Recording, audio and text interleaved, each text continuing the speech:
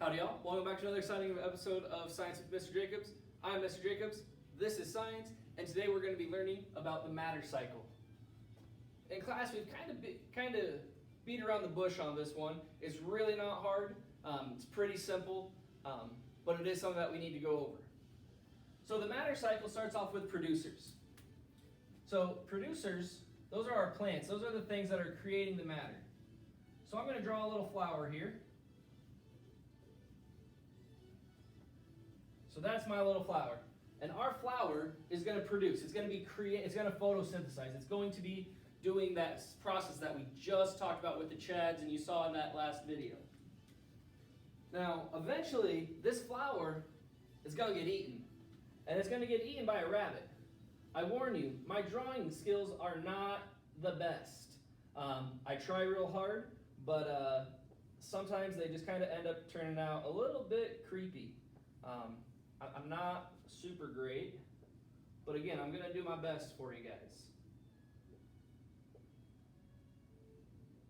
So this is our bunny, and the bunny's going to eat that plant, that flower.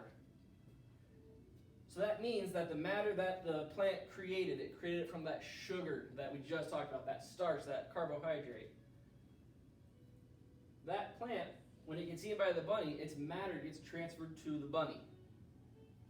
Now, we could go up the food web. We could say the bunny gets eaten by a fox, gets eaten by a bear, and that whole cycle works.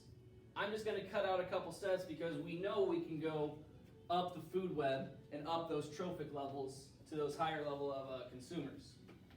But we're going to say for the sake of our bunny, it got to live a happy life, it grew old, and eventually it died of old age, which was super awesome for that bunny. So it died of old age. Now we're going to say this bunny lived in the forest, and I'm saying the forest because that means that our decomposer is going to be mushrooms.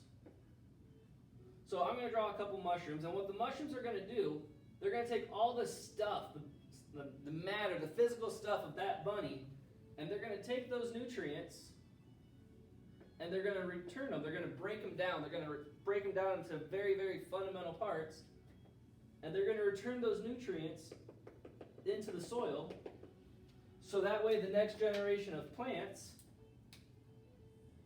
can get those nutrients and help start that matter cycle all over again. And like I said, we could have gone up to a fox, we could have gone up to a bear, but again, eventually when those things die, the decomposer, or whatever the decomposer may be, it may be bacteria, it could be maggots, it could be a whole variety of things, in our case mushrooms, they're going to take that matter, that stuff, break it down, and put it back into the ground or the soil or whatever the base of that ecosystem is, so that way the whole thing can start over again. Matter cycle.